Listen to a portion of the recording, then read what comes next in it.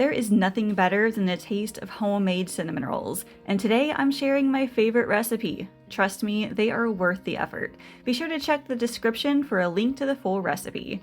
In a large mixing bowl, add 1 cup of warm milk and 3 teaspoons of instant yeast and let it sit for 5 minutes. I like to run the bowl under warm water beforehand so it doesn't cool off the milk. Next, add 1 whole egg plus 2 egg whites, 1 teaspoon of salt, a half cup of sugar, and 3 tablespoons of olive oil. Attach this to a stand mixer with the dough hook attachment and start running it on low speed.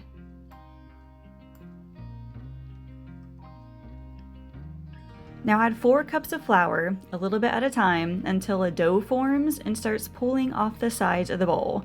You may need a little more flour. I added a half cup at a time, maybe 1 extra cup total, and it still wasn't quite enough, but it did the trick.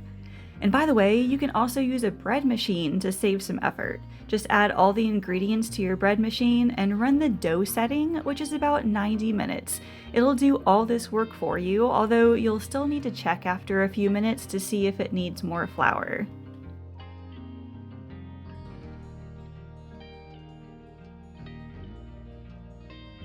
As you can see, my dough is still a little sticky, but I will fix that after it rises. Just place a towel over the bowl and let it rise for 1 hour.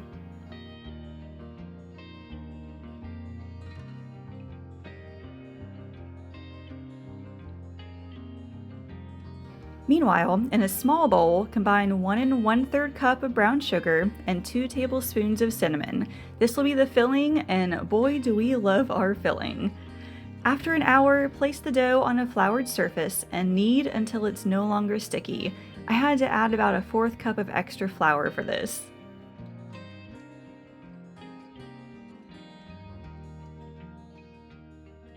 Now once it's actually pliable, slice the dough into 2 equal portions and set one aside. Roll it out into a rectangular shape and spread 2 tablespoons of butter onto it. Now usually the dough is still warm and the butter melts pretty easily, but you can also melt the butter beforehand to save a bit of effort.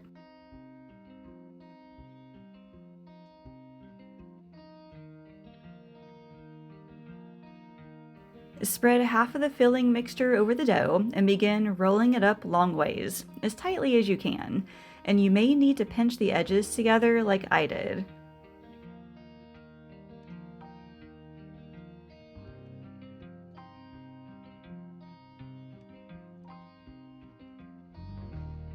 Next, slice the loaf into rolls and place them in a greased 9-inch pie pan. I got 9 cinnamon rolls out of that 1 loaf.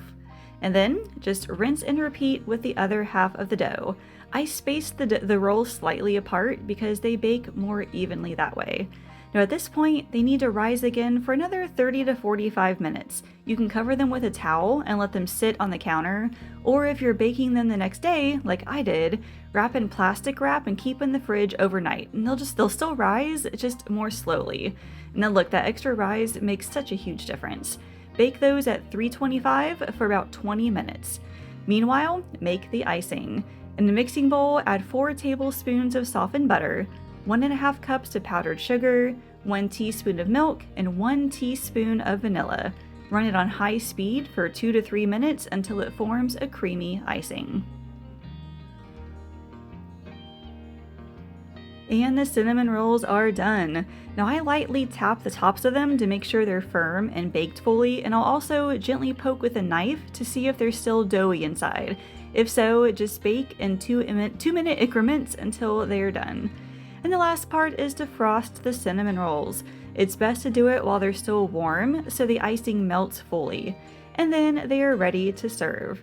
Now as you can see, homemade cinnamon rolls do take longer than store-bought, so I save these for special holidays, but the effort is so worth it. Remember, you can get the full recipe in the description. Thank you all so much for watching, and I will see you later.